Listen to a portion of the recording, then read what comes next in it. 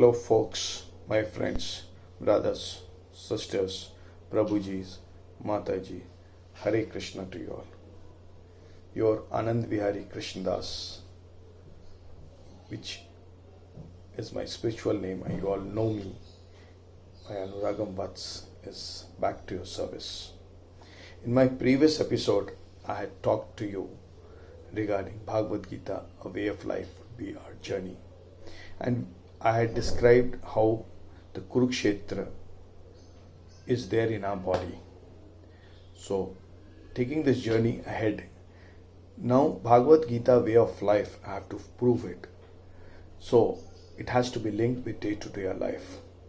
Whatever is happening in our life, it has to be linked to it. Now, before moving to that, I request you all to please subscribe my YouTube channel and press the bell icon, and please visit my website anuраgamvats.in. Now, I thought that before going into Bhagavad Gita, let us first try to understand whether the Bhagavad Gita, the book which is we all supposed to read, which I always say that we all are supposed to read,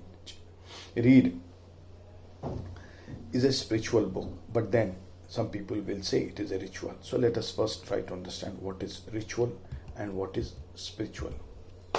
Ritual, you will agree that it is a solemn ceremony consisting of series of actions performed according to the prescribed order. I will repeat. A religious or solemn ceremony consists of series of actions performed according to the prescribed order. Or I can say a prescribed order for performing a ritual ceremony, especially one characteristics of a particular religion.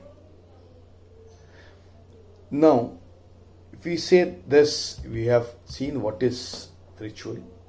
So, ritual, which is called in Hindi, it is known as Anushtan. Now, it has a purpose and it gives a direction to our life. Here, we become God-fearing.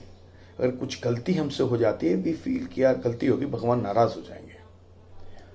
So, we are very careful, we have very high respect for God, and whatever being taught by our mothers, our grandmothers, our Dadima, our Pardadima, Nanima, we are doing that and we are following it. Maybe sometimes I will say blindly also. Now, then what is spiritual? Spiritual, it is known as Adhyatmik in Hindi, right? So, it is realization of self. It is a self-realization.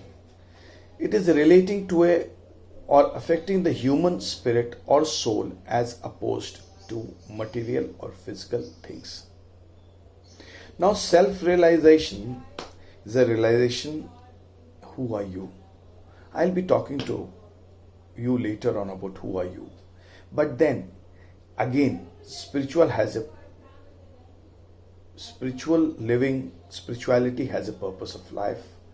Spiritual people are very loving people. They have always love as the priority in their life. They are oneness with the God. They are very kind people. They have no disparity. They love all. They might not fall in love, but they love all, but they never be in love. So that is spirituality. So it is said that love all, but don't be in love. Now, if you see generally a spiritual people, he would be a very kind-hearted people, very broad-minded. He will accept everything. He'll be very detached. His mind would be very grounded. पूरा ज़मीन से रहेगा. He would generally be an introvert.